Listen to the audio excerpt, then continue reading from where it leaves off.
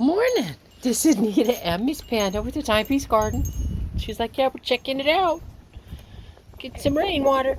All right, we got that storm going in. It's gonna get cold, and then we spend the next 5 days cold. We're gonna get down to like 19, according to the weather guys. I don't know. They could be right. They could be wrong. I don't know. So yeah.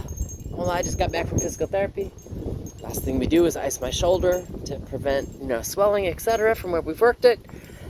And I'm already cold, and it's getting cold. So I will be in the house most of the day. But I just kind of figured I'd, bring Panda outside, let her walk around for a while, do the panda thing. And, yeah. Miss Panda and I'll probably just talk to you later.